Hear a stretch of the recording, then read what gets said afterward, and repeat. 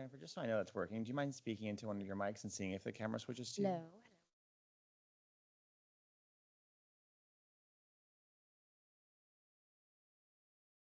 So,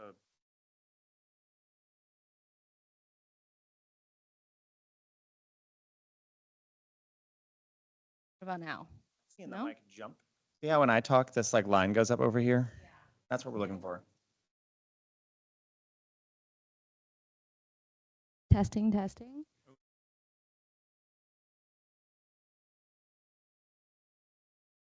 What about this one?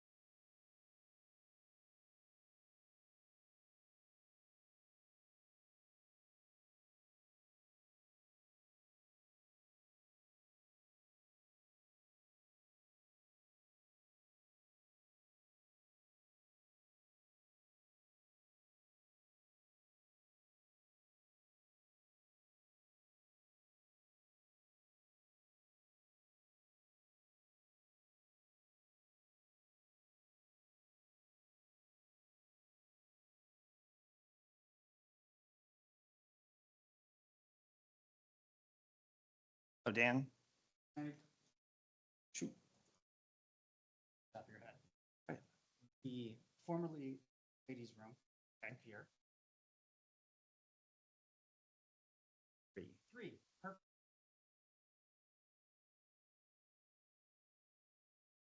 Yes. Yes. I have some additional signage I'm going to be putting up. Tell people.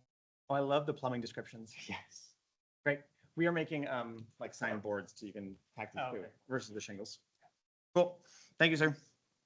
And we can like print and laminate stuff in the future. So if you want to send the files to us, we have that technology. Get your steps in. Get your steps in, girl.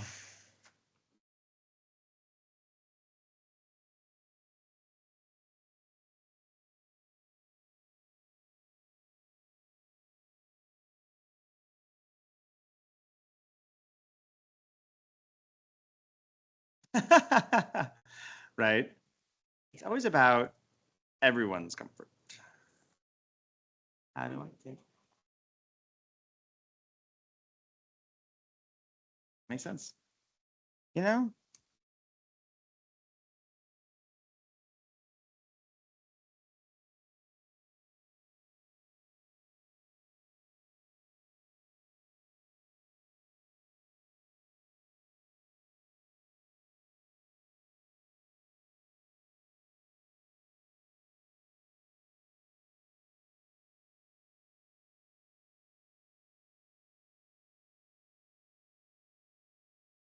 Mm-hmm.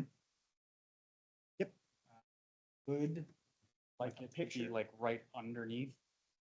Not on the door?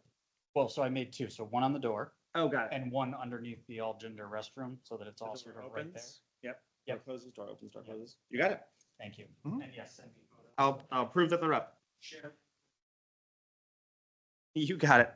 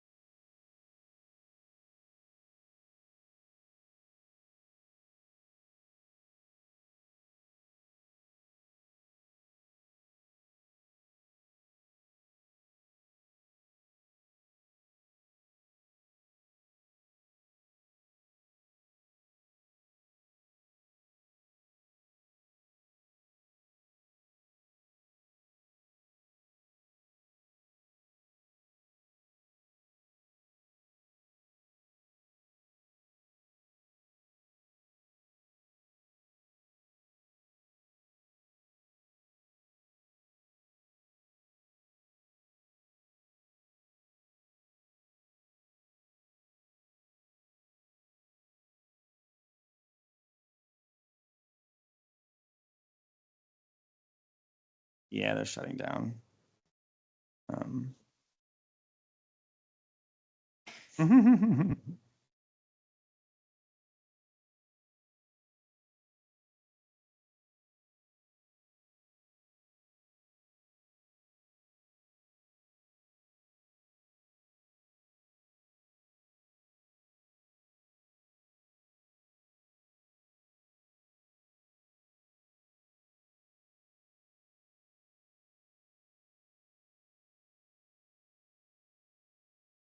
Up, Deej.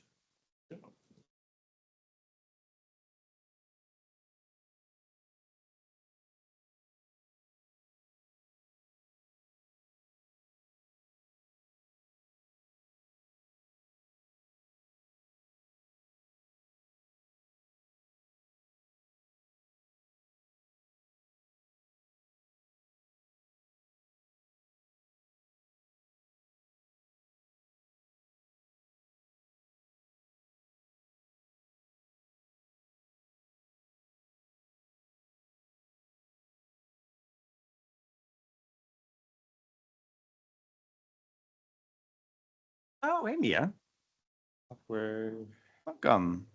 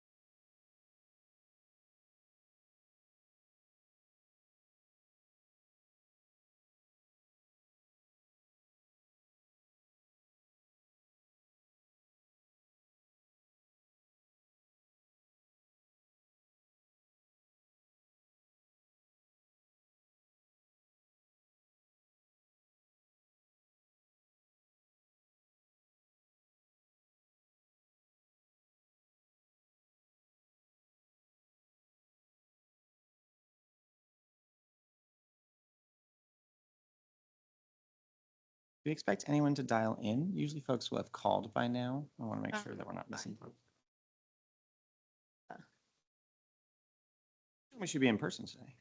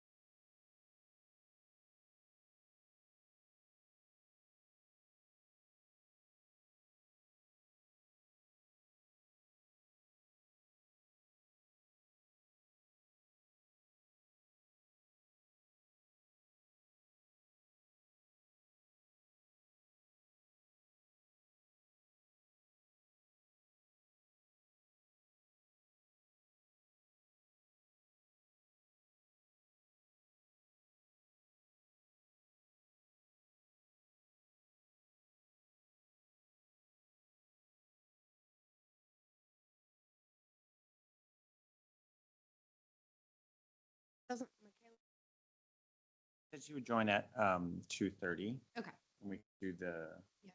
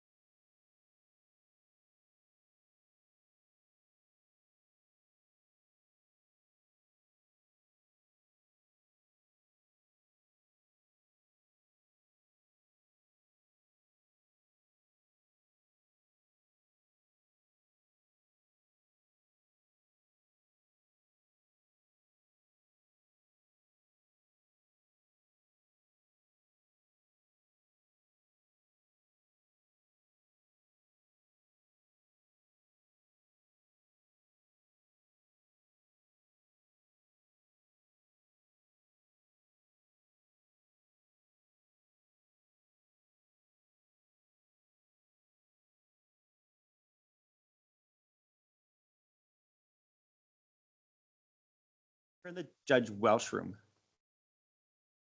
Oh, good.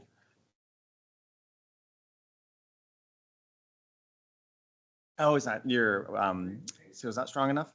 Let me text you the dial-in phone number because it looks like you can get phone calls, and this should be an easy way to do it. Yeah. I'll text you now. Bye. Folks, we're about to have a public meeting, so you're welcome to join, but you'll be on camera if you're in the room. All right, Rhea's gonna dial in. Okay. And Michael Shute was appointed, but he might not have. I thought he was gonna be here. Laura's still trying to find parking. Gotta get that girl a bike.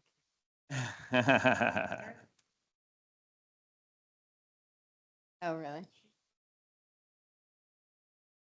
Yeah.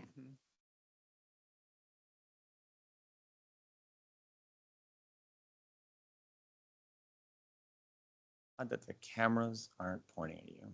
Oh, yeah, because there's, should be, because microphones. Here. Oh, There we are. it's just delayed, I guess.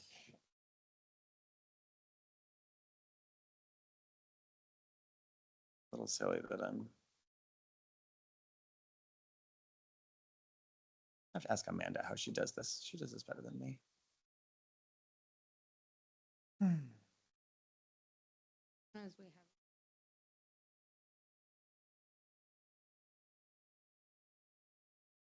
Hi, I'm here, Michaela.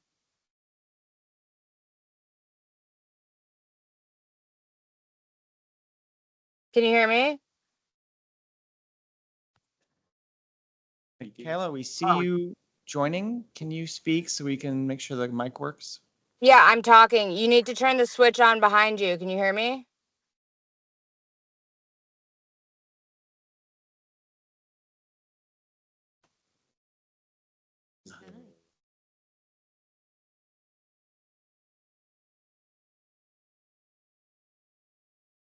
Michaela, can you hear me? You can text me. I can hear you. Text me as I'm well. texting. I wonder if it's this. There's a switch behind you.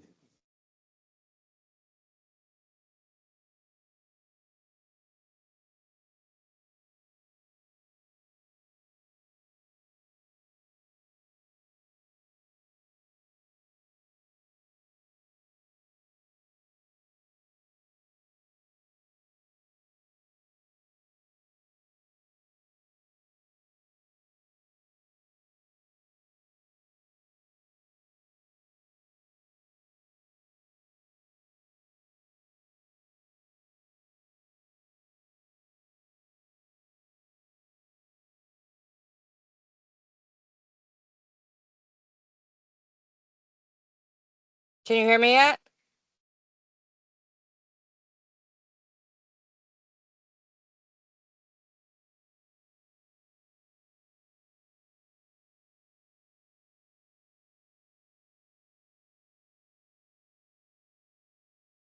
Hello? Can you hear me?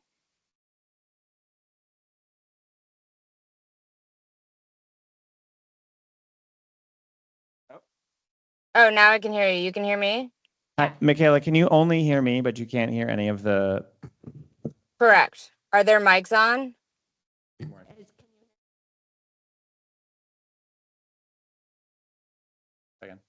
Michaela, can you hear my mic? Now I can, yes. Okay. All right. Let's try that again. All right. So it's 2:07. So welcome to the June 25th, 2025 meeting of the Provincetown Harbor Committee. In accordance with Chapter 2 of the Acts of 2023, this meeting will be conducted in person and as a courtesy via remote means in accordance with applicable law. So you can either join via Microsoft Teams or call in via telephone. To participate during public comment, please raise your hand to be called on to speak, or you can speak your name clear, or you can unmute, I guess. Okay. I think that's good enough. All right. So the first item on the agenda is public comment. It doesn't look like there's anyone. Attendance. Oh, attendance. All right. Michaela Murphy, Here. Maria Morelli, Here. Laura McCluskey. Here. Jennifer Shiwi. Here. And Mia Cliggett-Peralt here. All right. First item is public comment. It doesn't look like there's anyone in the room. Is there anyone online who would like to make public comment? No, just thank you for chairing. I appreciate it. No problem. Do you want to move anything out of order, Michaela, while we have you? Just whatever you need from me, which I think is the least language. I didn't get that from you, Pete, but I'm happy to, if you read it, I can vote on it. Yeah, I'm sorry. I just got some feedback on it, and so I'm gonna change it in the slide I'm about to present. And so if I could have 10 minutes while you guys cover other business, then we'll be good. All right. So we'll hold off on the harbor master report. Are there any? Well, I guess that really is our only business. Is there anything you want to cover, Michaela? Do you want to update on the? I can Stop. present about the dinghy dock with DJ All right. or Michaela, anything you'd like. Yeah. Or if you have Well, anything. no, I just wanted to say that we had our first focus group. I think it went well. Mia, Marty, Pete, and I and Mike Toot met. Since then, I have met with Jamie and Pete, and we are taking the appropriate steps to attempt to move forward. So we'll update as we go. Sorry, in relation to 16 McMillan, the focus group for 16 McMillan. Got it. All right. So do we want to do the dinghy dock report now? Yes, hello. Good greetings from the dinghy dock. We are progressing nicely into summer. Our numbers are up on permits. We're up in the 60s, I think now, of permitted folks, and regularly have maybe like 1 or 2 boats a day that aren't permitted, so far less, easier for us to keep up with as well. And then we have put in an order for longer for permanent signage that we hope to get up in the next couple weeks. We currently have some temporary signage you may have seen. If you went down there, it's some laminated paper. We will have something a little more serious soon. Other than that, I think we've like achieved success with the motors down / bucket covering compromise. Everyone seems good. Everyone's following the rules now. So fingers crossed that keeps going. But that's about it. Happy to answer any questions, but I think we're moving in a good place. Yeah, I've had Thank you, DJ. I've Thank had you, DJ, and thank you, Pete. Sorry, sorry, Mia, go ahead. No, I've had a couple interactions with citizens about the motor down bucket cover thing, Yeah. but literally the second you spend like 15 seconds using logic, they're like, oh, okay. Yeah. Like, It tends to be like the harder boat people don't see it at first, and then you're like, yeah, they are inflatable and Yeah. you're sharp. Yeah. But yeah, so far so good. So, and I think we're gonna add some buckets for folks to use if needly, just to have on hand. Great. So I was just gonna add that as a suggestion. Pete or DJ very kindly gave me a bucket and a bungee cord because I was seething at the amount of growth on my engine. And I'm not somebody I no longer live in a houseboat. I'm not going back and forth all the time. So my engine's in the water more. I think that it would be helpful if maybe we bulk bought some buckets and bungee cords that we could have for sale for, whatever, $5, at the harbor master's office for anyone who's concerned about it. Yeah, I can see how cheap we can get them. I was thinking maybe we have some there that are like neon, ideally, so people don't steal them, for like people to use if needed. oh yeah. But also sell them. I Yeah, I mean, think if we have a budget for giving them to people, great. I mean, we do have we have a extremely large budget if that's something we want to do. But yeah, I don't think it's reasonable to ask people to keep their engines in the water all the time. I think it's going to be with growth and erosion. And so maybe that's what we do, is just get little buckets. That's worked very well for mine. Yep, understood. Yeah, I think we're good. I think, I mean, people probably aren't going to want to keep the bucket in a lot of situations. So I think just some sort of loaner program where they're marked as belonging to the harbor master, I think should work fine. You see that? I think we can buy some colorful buckets or have a bucket spray painting party. Yeah. We could make these like statements. Don't be a thief. They all disappear. So no. Yeah. The public comment's gonna be crazy next meeting. My mic doesn't work. So one thing about the dinghy dock too, I was curious. It is exceptionally dark at night, and I Yes. don't know if there's a plan for lights or There anything. is. We are Okay. on that. There were lights a couple years, and there is a plan to replace them. Sorry. Do you- Yep. Okay, That- cool. and technology advances remorselessly, and so now for quite low rates, you can get solar powered lights that are also cameras, and so they're motion activated. And we know that there have been and there are cameras being installed on the pier. We have a very excellent security system going online shortly, which will be networked to the police department. And so the 2 locations, they can watch us. We don't need to watch them, but we will soon have great coverage across the whole pier. But to provide light and to provide like its own feed for the frequent use of the dinghy dock, I have found an inexpensive source of motion activated light cameras. I use them at my own house because they're so convenient. And one of mine has lasted over 5 years without any maintenance. I just like left it there, and it's been turning on for 5 years. So I think that'd be great. Awesome. Thank you.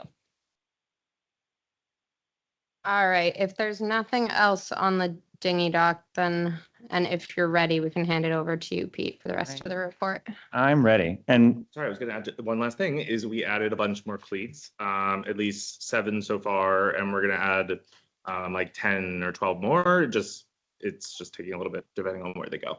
So Awesome. adding more. Oh, I do have one question. Yesterday there was a big no parking area. Is that just because you're putting in cleats?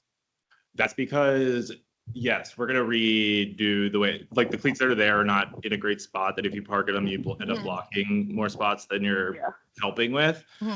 So we're gonna try to rejig them in the center so that they're not Got it. hitting other spots. Sorry. Yeah. Perfect. DJ has Yeah, yeah. found Great. 68 parking spaces for dinghies without putting boats in the middle of those big areas. And then we've just identified a place to put 5 more dinghies under the gangplank, which there were some power and water lines in the water there that made driving a prop through that area a bad idea. Exciting briefly, but bad. And we've hoisted them out of the water and relocated them to follow the gangplank down versus draping into the water. And so now that's safer. I have tied my dinghy there, for example, and I'm quite happy with it. Amazing. So we're making space. Thank you so much, you guys. And 62 was our goal of like crazy last year. So if we're in like the mid 70s with spots, we feel pretty good about that. Yeah. I have Now done. Sorry. I have finally defeated all the permissions to make Teams share my screen. Folks in the room might not be able to see that. I apologize. Here, I'm gonna.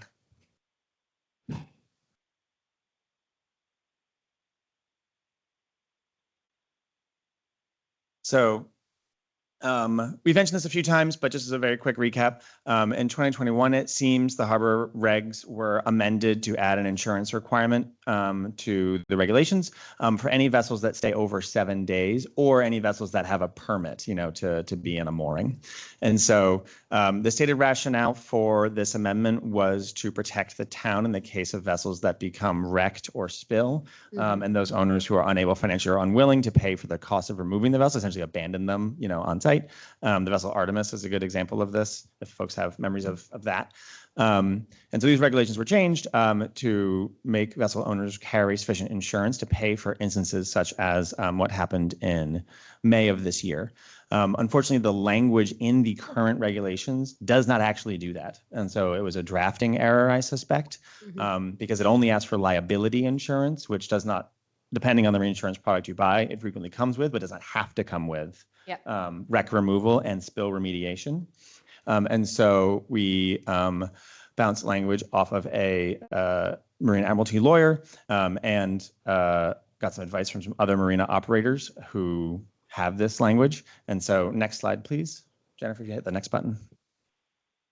The yellow highlighting is the additional language to this amendment that does create that protection for the town. And so we call out liability, wreck removal, and environmental spill remediation in 346A, and then in 346B, 346BA, I guess. The numbering here needs to be cleaned up, but we are adding $100,000 requirement for wreck removal or $1 million for vessels over 65 feet, and similar amount of pollution remediation. And we had a great example of what this does to cost of coverage recently. I know we're trying to be sensitive to harbor users who have modest financial means and for whom this cost could be prohibitive. But I just went through this exercise with a vessel worth $8,000 who is a new harbor resident, and adding this coverage took their annual insurance bill from $720 to $810. So the wreck removal and spill remediation is actually relatively insignificant as part of the policy if you already have liability. So I think these are small changes that will make a big difference in the case that my expectation is that a lot of boat owners don't know that wreck removal and spill remediation is not included in their policy. And so they won't be sad to add it when they learn what a great protection it will provide them versus the potentially tens or hundreds of thousands of dollars of cost that it could cost to remediate.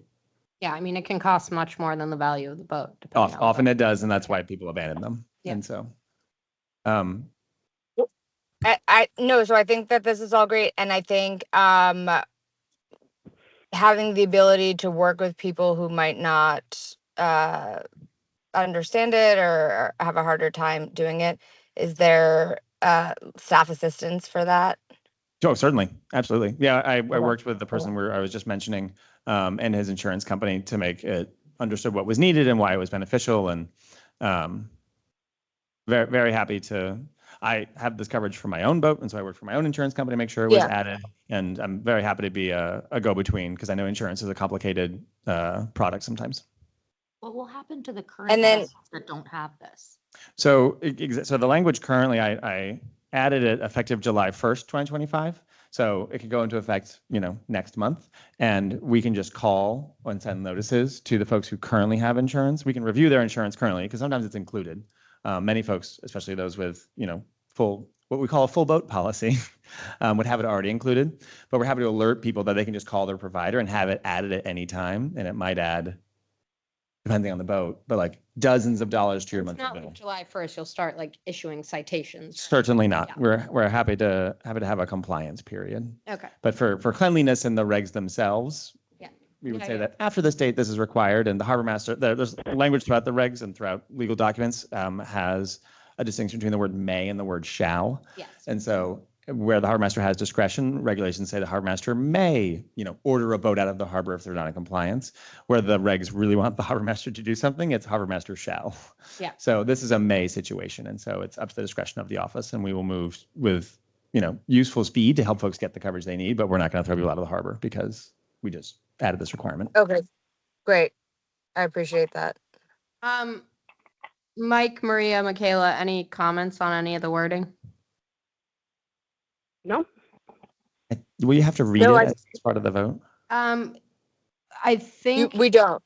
we don't. We can make a motion to accept the Recommend. language as written. Aren't we recommending the language for the select board? Michaela? That is a question for Pete. Pete, do you need the select board to Yes. approve this? Yes. Okay, so We don't need to read it though, because it's being recorded and should ideally be reflected in the minutes, is what I would say. Great. So I'll make a motion to recommend that we recommend, or Mia, you go ahead, sorry. Okay, I'll make a motion that I guess we make a recommendation to the select board that they update the 346 insurance requirements in the harbor regs according to the language presented in the meeting today by the harbor master. I'll second that. Michaela second. All right, so Michaela, Michaela, yes. Mike,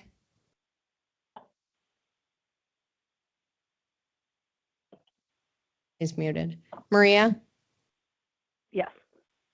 Laura, Yes. Jennifer, Yes. Mia, yes. I think we're Great. good.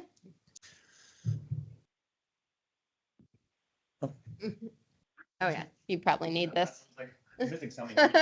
Like, what do I do next? What is going on? Here are some nice pictures of test signage we put up at the dinghy dock, just to go back to that topic. And DJ is ordering permanent sort of parking signs to make these look very official. And here's a picture of Christine putting in new cleats to make new parking spaces. So it is truly a team effort down there at the dinghy dock. Next on the agenda, blessing of the fleet. So I'm going to walk you folks through the blessing plan. So here is where we're bringing things together. So the timeline of the blessing, the mass is at 10:30, and then it should end around 11:30, and people will come down to the harbor via procession from St. Peter the Apostle Church. And the lead vessel this year is the fishing vessel Pam and Todd, and so the statue will be loaded onto the Pam and Todd at the transportation float, and they'll head out around 12:30 or so. And then we'll do the commercial procession and then the recreational procession. And we have a couple volunteers on the harbor master boats at the time. The harbor master boats will be doing crowd control, as you would imagine, and controlling entrance and exits to the inner harbor. But we will also have the boats go through the procession at the end so that all the harbor master boats get blessed. And any of you who would like to be on one are more than welcome. Let me pick up the correct one here.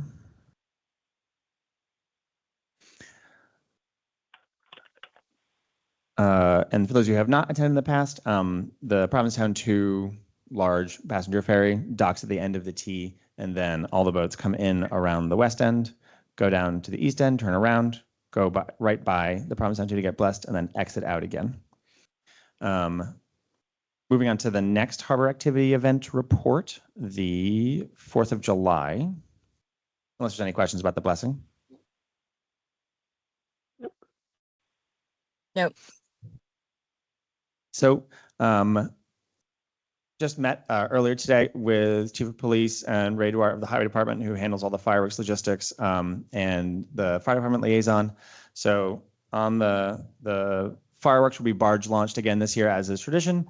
The barge and truck are coming in together. The barge will be the barge, when it arrives in the harbor, is not loaded with fireworks yet. The fireworks come in on a box truck, and they will be loaded onto the barge starting 7 a.m. July 4th that morning.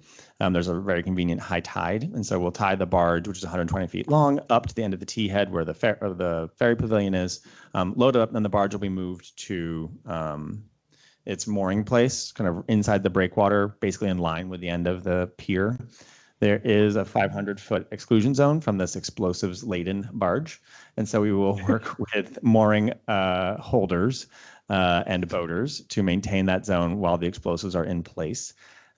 Because the truck will have another fireworks show still on it. Essentially, the truck has 2 fireworks shows loaded into it. It comes to the T head, unloads one show onto the barge, and then it goes and loiters at the ice end of the T, the east end of the T.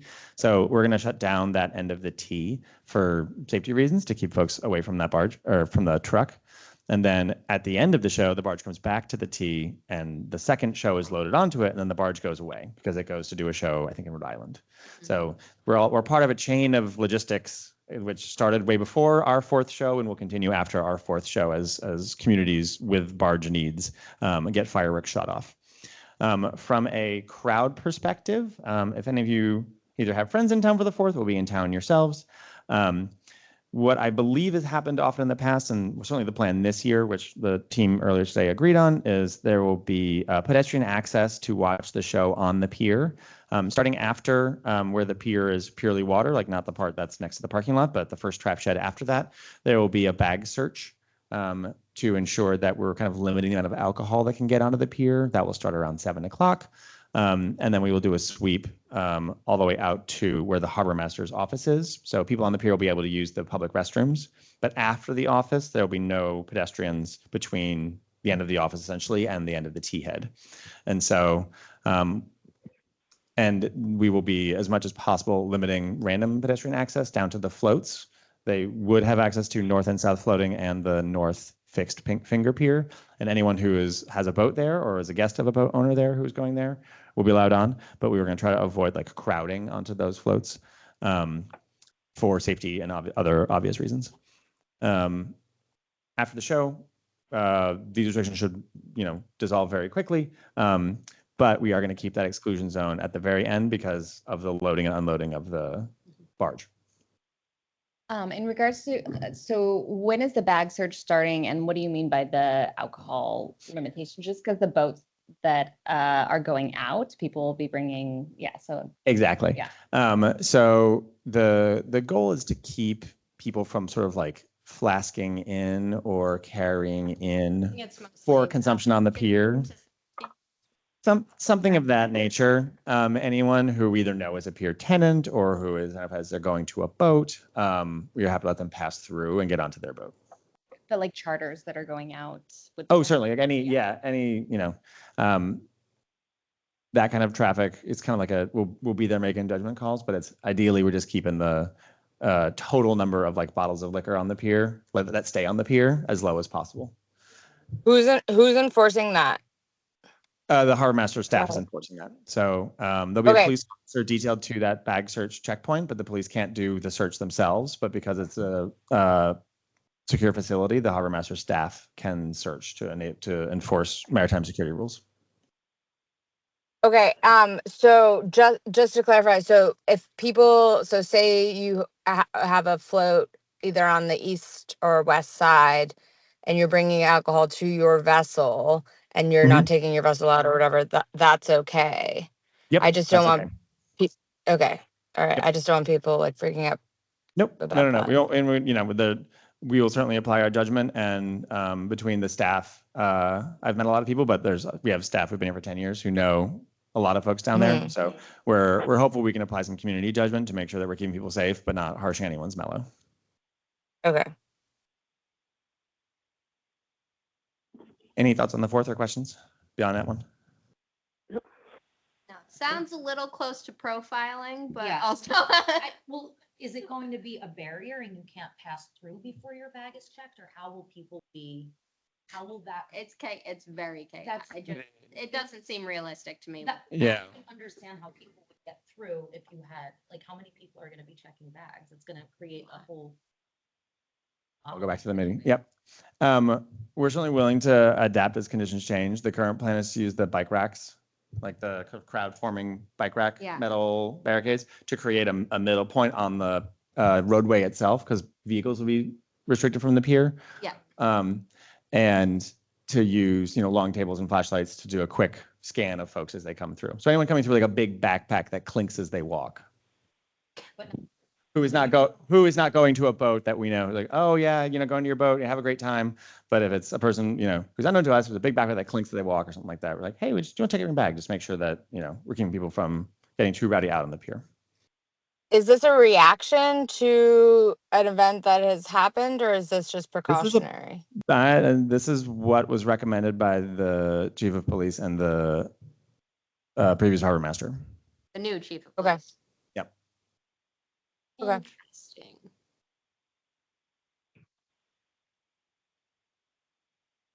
All right. I mean, it's, kind of above our pay grade. Yeah. But I don't. but think it's gonna work very well, but it's also like, I guess it's worth a try. I don't know. I mean, they're doing similar stuff. Dennis is closing their parking lots early Yeah. for, yeah. Yeah. 4th of July can be nuts. All right. I think they we- did this last year, didn't they? They did a version of this last year too, with alcohol. That's on my the pier. understanding. Yeah, I wasn't Yeah. on Okay. the pier for the 4th last year. Yeah. Yeah. I've tried to stay off the pier on the 4th since I was a teenager. I had my Yeah. years there. Yeah. Yeah, All it's a right. shit I show. think we can move on from the 4th. Okay. Vessel status, the outboard on M3, which is that old Evinrude two-stroke outboard that we're targeting for replacement in the next year or two, completely lost the ability to go into reverse because the gear case is just that old and worn down. But we found a OEM copy replacement. And so the team at Flyers swapped out the gear case, and we're going to get another season or two out of it. And it seemed like the right thing to do to keep us with 3 boats. And, it was well within our repair budget for the remaining of this fiscal year. So we made that investment, and M3 is now back and ready to go. And she ships beautifully, like a brand new boat. Harbor and Pier staffing updates. We've added 2 new assistant harbor masters to the team. We had a departure, Michael Coleman, the deputy harbor master, who started in April, left the team. And so we had an opening, and we've hired Parker Davenport and Michael Notaro. Michael just graduated from Mass Maritime, and he grew up in Provincetown, and is very handy with a boat. There's another Davenport in town? Aren't you going to ask about the Davenport? And Parker Davenport also just graduated from college. He has been working in town in the summers. He grew up working as a summer kid, he said, and currently works at the canteen. But his undergraduate degree is in environmental engineering and specifically GIS. And so he's done a lot of work with helping people locate things in the real world with computer data. And so Parker will be like evenings and weekends on the team. Mike will be full-time when he's available starting mid-July. Parker will be evenings and weekends, and Parker's sort of like summer project will be helping with the mooring data cleanup project. So what he and I have dubbed the Mooring Truth Project. So he's already diving into that and showing a lot of kids these days adeptness with computers to help clean up all the data and make sure we have good like locations, inspections, sticker coverage. And part of this is also we get to check each vessel on the mooring and make sure it has a sticker, and then we can add in checking for the insurance and do updates for folks at that time. Are both of those positions seasonal? Yep, they're all seasonal. The only year-round staff position is mine. Pete, quick question. I have been getting a lot of questions about the boats on the wave attenuator. Do we get an Yes. update on The select board on Monday surplus them. So we are now going to auction them. And so this week I'm gonna take pictures. I'm gonna kind of like put lipstick on those pigs, take pictures of them, and write listings, and then they'll go live on Municibid, which is the sort of auction site that the town can use very easily. Don't have any suggestions for like the right 2-week period as soon as possible? Yeah. People seem to care. No. The also surplus is old M1, which is the twin engine Edgewater center console that's in storage on land right now. And the other vessel on the attenuator is Damon Gorham's boat. He is working on getting his mooring to a safe state so that he can move on to it.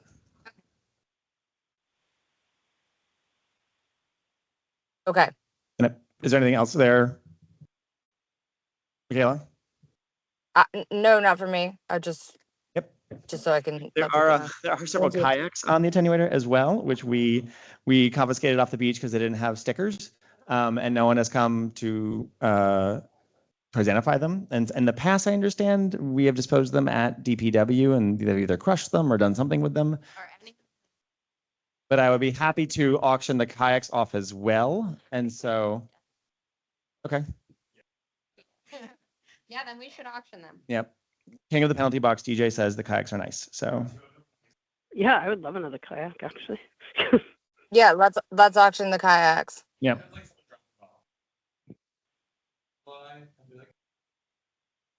Okay. Do kayaks have serial numbers? I don't even know how we. Yeah, they do. DJ, sorry, can you pull your the mic a little bit closer to you, DJ? I just didn't hear you. Right, I had it off. Kayaks do have serial numbers. Okay. Yes. Well, I just said that they were nice, Michaela, to be Oh, abandoned. perfect. Yeah, no, yeah. Let's not. I don't want to crush them at the DPW. I'm sure that there's people who will use them. Yeah. I mean, we auction them for $5 or whatever. Yep. It strikes me that like at the end of the season, there's a lot of abandoned kayaks in the racks. I saw that, or I have seen evidence of that in the office from years past. And so happy to take them all. And then next spring, as part of selling kayak permits, you can like buy a permit and or a kayak at the same time. We can have like a bake sale every spring. Yes, per the permits that we give out for the kayak racks, and the kayak rack permits are a pier thing, not technically a marine department thing. But my understanding of them is that the November 15th is the end of the. And they should be removed, and that's because the DPW picks up the racks to like stop them from sinking into the sand and maybe moves them and storms, and there's just kind of reasons. But you know, I'd be willing to work with our peer colleagues. A lot of folks tell me that they don't have space to store a kayak in the summer or the winter at their house in Provincetown, and so maybe racks that we know are like in like the one near Cohee, for example, is quite inland and sheltered. And if people wanted to store it for the winter, we could sell them a winter kayak rack permit. You know, But we could. there are certainly ones in town. That's a great idea. Are left there, they'd end up buried in the sand or Yeah. something. Oh, Yeah.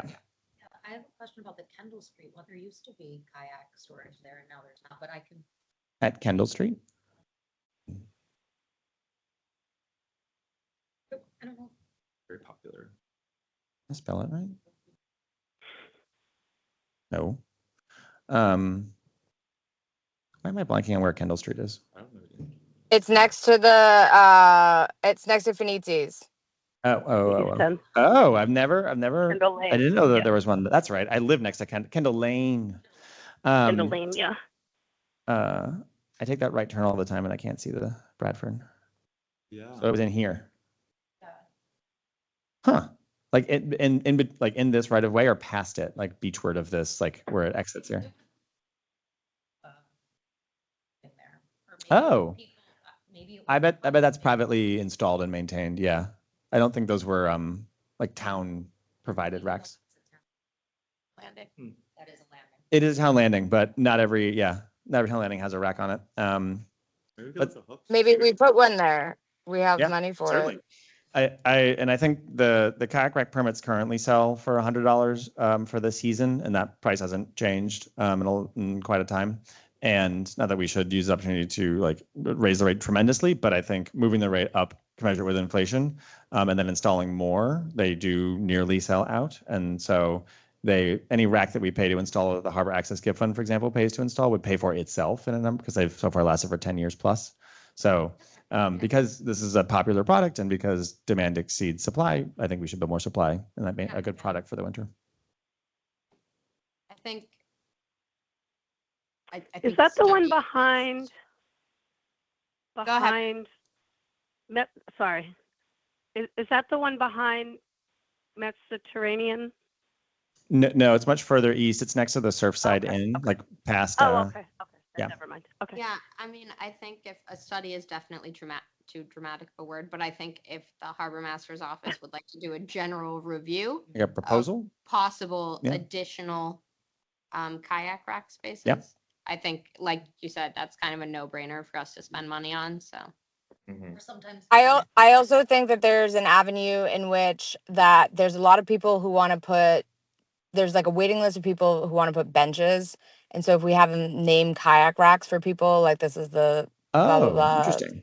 Yes, you're gonna want to that talk they to would, Public pay for Landscape that. Committee has a long list of, Commemorative yeah. installments. For Yeah. people also because of renovations at like when they redid Pilgrim's First Landing Park and stuff, the number of benches was different than when they created it. Ah. So there is like people also in town who have technically already paid to be memorialized that aren't.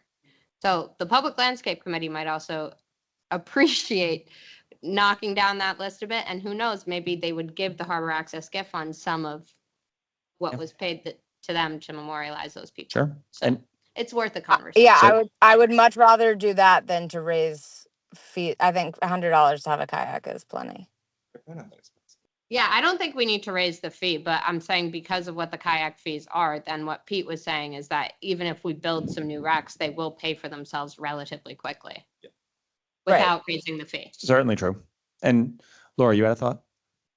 I think sometimes they sell out depending on where you want to be. Oh, you know, certainly. Like if you're. Yeah. That one by. Yep. Yes. And so one thing I was thinking is, the kayak racks are all a standard size. And so based on the site, like the one at Spiritus could probably have a couple more rows in it without impeding any other use of that space. And so, making each rack its fullest potential, as well as adding new racks in places currently unracked. Yep. All right, I have to hop off. Thank you guys. Pete, I will see you in the meeting at 4. Sounds good. Meeting of meetings. There was something else in the report that I wanted to say about. The dog. About what? No, Anything else from you? we Pete? covered upcoming events. We covered the vessels, we covered the staffing, we did digging dock, we did the regs, I mean, we did activity. Okay, no, I think, sorry, Let's see, Mike or Maria, is there anything else you wanted to talk about? I guess Mike hopped off. Maria? No, that was great. Thank you. All right, would someone like to make a motion to adjourn? I'd like to make a motion to adjourn. Second. All right, motion by Laura, second by Jennifer. Maria, Yes. Laura, Yes. Jennifer, Yes. Mia, yes. Woo! Thank you, guys. Thanks, Maria. Bye. I thought you were gonna get to meet other ones. I just had to walk Willie because Michaela was running around. what's And- the harvest company? And I almost walked him here. You know. So I was like- Yes, Then I was like, oh, but then I have to walk him back. I almost left my car there and walked him.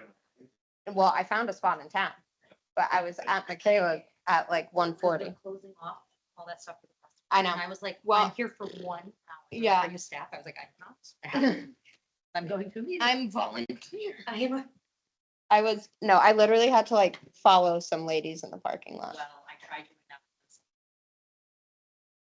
Not at the school. But I would have been better to probably. Yeah.